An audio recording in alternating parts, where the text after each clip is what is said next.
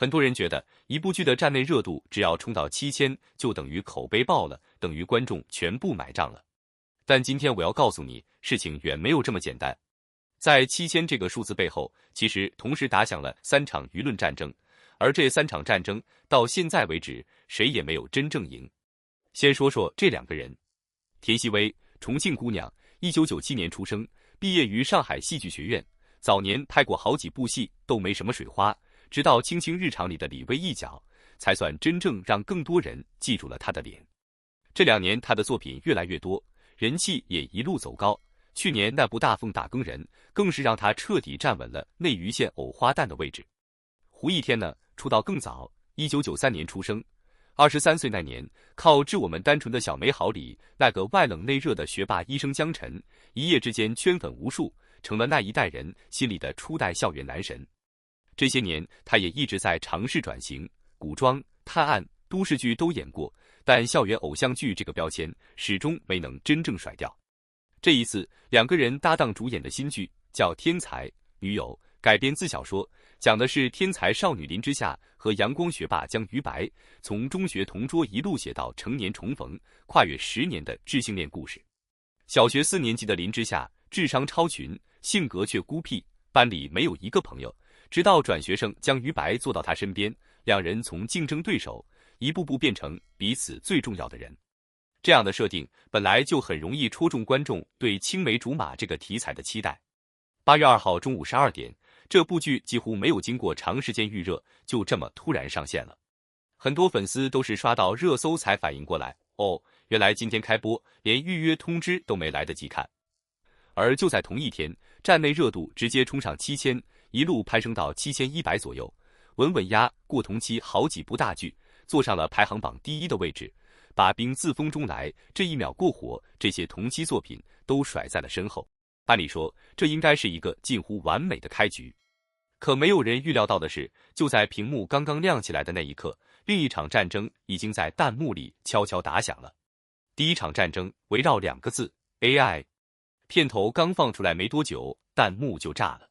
有观众直接开炮，说这部剧片头 AI， 台词 AI， 演技 AI， 这种比 AI 还 AI 的剧，干脆直接交给 AI 拍算了。甚至有人说这个片头看起来完全乱码。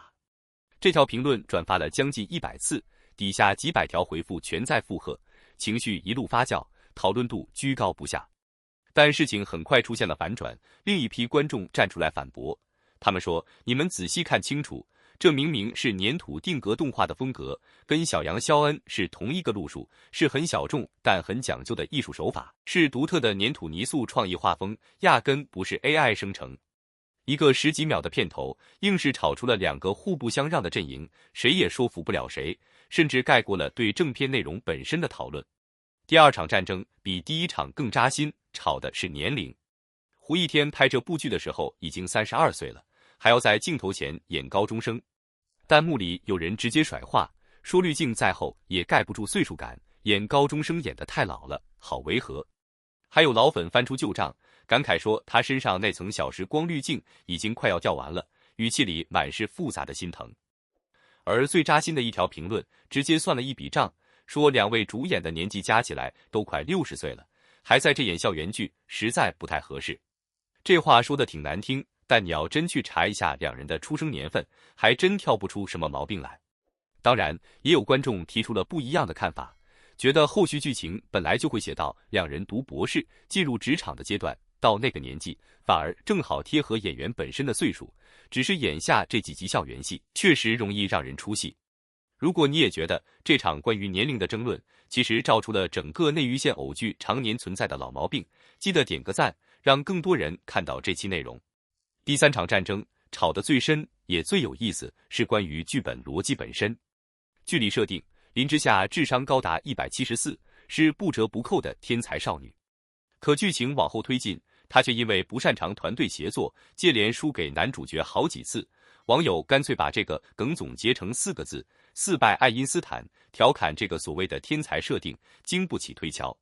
也有比较客观的分析指出，田曦薇这一次的表演其实是有明显突破的，她收起了以前甜妹角色标志性的招牌笑容，全程压低情绪状态，把天才少女那种智商在线、情商懵懂的疏离感演得相当细腻，无论是面对陌生人时的局促，还是解题时的专注，状态切换都算自然，眼神管理也做得不错。可问题恰恰在这里，演技再好，也救不了一个逻辑说不通的剧本。